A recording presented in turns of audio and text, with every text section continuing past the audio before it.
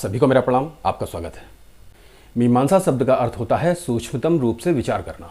इस मीमांसा दर्शन की रचना ऐसे काल में की गई थी जब चार्वाक विचारधारा, जैन और बौद्ध धर्मों का प्रचार प्रसार अपने चरम स्तर पर था, जिसमें विशेषकर बौद्ध वेदों और वैदिक धर्म के विरुद्ध अनर्गल प्रलाप कर रहे थे। बौद्धों ने वेदों की बुराई करना, वेदों में कमियां निकालना, वैदिक धर्म की मान्यताओं अर्थात यज्ञ आदि पर प्रश्न चिन्ह लगाना ही अपना लक्ष्य बना लिया था और इसे अंधविश्वास बताने लगे थे। ब्राह्मणों के बारे में कहते थे कि इन दुष्ट ब्राह्मणों ने भोली भाली जनता को लूटने के लिए, उनका शोषण करने के लिए ही ये वेद आदि बनाए हैं और ये यज्ञ हवन आदि के द्वारा भोली भाली जनता को लूटते हैं। इन ब्राह्मणों ने ये सारे नियम, रीतियां, परंपराएं आदि अपने लाभ के लिए बनाई हैं। वैदिक धर्म में परंपराओं आदि के नाम पर मात्र आडंबर आदि किया जाता है।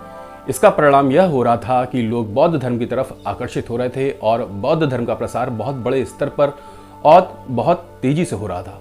ऐसे में समस्या यह नहीं थी कि बौद्ध धर्म का बड़े स्तर पर प्रसार हो रहा था, अपितु समस्या यह थी कि बौद्ध विचारक उन्मत्त और उच्छृंख होकर सनातन वैदिक धर्म और संस्कृति पर निरंतर आघात और उसकी दुरालोचनाएं कर रहे थे। ऐसे में राजकीय आश्रय और संरक्षण ने उनके मस्तक और अहंकार दोनों को ही और अधिक ऊंचा कर रखा था। ऐसे में नालंदा विश्वविद्यालय, जो कि उस काल का सर्वाधिक संपन्न और शक्तिशाली विश्वविद्यालय था, इस प्रकार के दुरालोचकों व कपटी समीक्षकों का केंद्र व आश्रय स्थल बन रहा था। तर्क, कुतर्क, विद्या, अविद्या व छल एवं षड्यंत्र आदि प्रत्येक संभव व असंभव उपायों से किसी भी प्रकार इन कपटी दार्शनिकों ने मानो यह प्रतिज्ञा कर रखी थी कि वह वैदिक धर्म एवं संस्कृति को पूर्ण रूप से नष्ट करके रहेंगे। मूल समस्या यही थी कि बौद्ध विचारकों का लक्ष्य बौद्ध धर्म के प्रसार की अपेक्षा सनातन वैदिक धर्म एवं संस्कृति के विनाश और शत्रुतापूर्ण क्रियाकलापों पर अधिक केंद्रित था। ऐसा हमें उस काल की दंत कथाओं और तत्कालीन साहित्यों के प्रमाण से ज्ञात होता है और ऐसी विषम परिस्थितियों में एक महत्वपूर्ण घटना का जन्म होता है। आचार्य कुमारिल भट्ट, जो कि एक सन्यासी भिक्षुक थे, सन्यासी भिक्षुकों का एक सिद्धांत होता है कि वह 3 घरों से ही भिक्षा मांगते हैं और ना मिलने पर अन्यत्र नहीं जाते, भोजन नहीं करते। ऐसे में आचार्य कुमारिल एक महिला से भिक्षा मांगते हैं तो वह स्त्री घर की छत से नीचे नहीं आती और वहीं से भिक्षा देने का प्रयास करती है। इसे अपमान मानकर आचार्य कुमारिल महिला से नीचे आने का और सम्मानजनक रीति से भिक्षा देने का आग्रह करते हैं।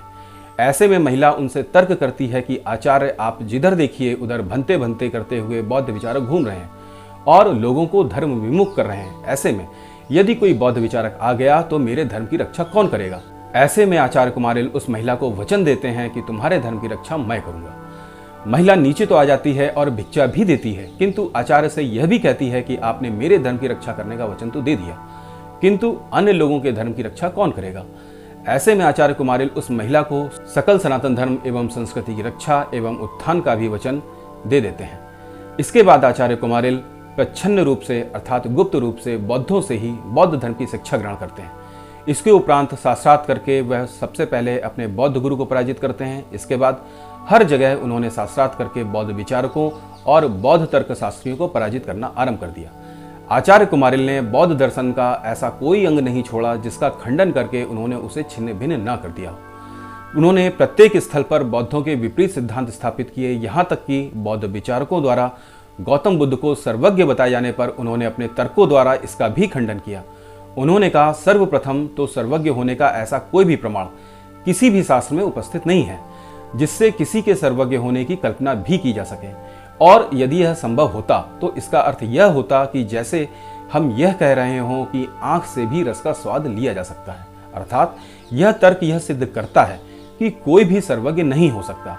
उन्होंने बौद्ध विचारकों की हठ धर्मिता को समाप्त करने के लिए यहाँ तक दृढ़ता प्रदर्शित की कि उन्होंने गौतम बुद्ध के मिथ्या महिमा मंडन को रोकने के लिए ईश्वर के बारे में भी मौन साध रखा और उदासीनता बनाए रखी। उन्होंने ईश्वर की सत्ता को भी अस्वीकार करके कर्म के सिद्धांत और कर्म के महत्व को स्थापित किया। उन्होंने इस सत्य को स्थापित किया कि वास्तव में ईश्वर की तो कोई आवश्यकता भी नहीं है, क्योंकि मनुष्य को जो भी सुख दुख और फल मिलते हैं वह उसके द्वारा किए गए कर्मों के आधार पर ही मिलते हैं। और यदि हम यह मान भी लें कि ईश्वर हमें हमारे कर्मों पर विचार किए बिना भी फल दे सकता है, हम पर कृपा कर सकता है, तो क्या यह ईश्वर का अन्य मनुष्यों के प्रति अन्याय नहीं होगा? ईश्वर ऐसा कैसे कर सकता है? कुल मिलाकर यदि स्पष्ट शब्दों में हम कहें तो उन्होंने यह सत्य स्थापित किया कि धर्म के पालन में, धर्म के प्रति निष्ठा में ईश्वर जैसी सत्ता का कोई भी हस्तक्षेप नहीं है। उन्होंने ईश्वर को भी मनुष्य के जीवन से निकालकर बाहर कर दिया। उन्होंने धर्म आधारित व्यवस्था अर्थात कर्म आधारित व्यवस्था पर जोर दिया, क्योंकि यदि हम कर्म ही नहीं करेंगे तो हम धर्म का निर्वाह किस प्रकार कर सकते हैं। धर्म के पालन के लिए हमें कर्म तो करना ही पड़ेगा ना। हम कर्मों के प्रति किस प्रकार विमुख हो सकते हैं, हम किसी ईश्वरीय सत्ता की कृपा के ऊपर किस प्रकार निर्भर रह सकते हैं। उन्होंने वेदों के तत्व ज्ञान को जीवन में व्यवहारिक ज्ञान के रूप में स्थापित किया। अब इसका परिणाम यह हुआ कि बौद्ध आचार्य कुमारिल से इतने आतंकित हो गए कि वह उनका सामना करने से भी डरने लगे। वह यह जान चुके थे कि आचार्य कुमारिल को शास्त्रार्थ में परास्त करना असंभव है। आचार्य कुमारिल ने शास्त्रार्थ के माध्यम से बौद्ध धर्म को धूल धूसरित कर दिया था। अब इसके बाद बौद्धों ने उन्हें उलाहना देना आरंभ किया कि सनातन धर्म के अनुसार उन्होंने अपने गुरु के साथ द्रोह किया है, अपने गुरु का अपमान किया है। और इस बात ने आचार्य कुमारिल के ऊपर अपना पूरा प्रभाव दिखाया। उन्होंने गुरुद्रोह के अपराध को स्वीकार करके आत्मदाह करने का निर्णय कर लिया। प्रयाग जाकर उन्होंने तुसाग्नि में प्रवेश किया और अपने प्राणों को त्याग दिया। जब तुसाग्नि लगी ही थी तभी वहां आचार्य शंकराचार्य भी पहुंच गए थे। उन्होंने आचार्य कुमारिल को प्राण त्यागने से रोकने की पूरी चेष्टा की।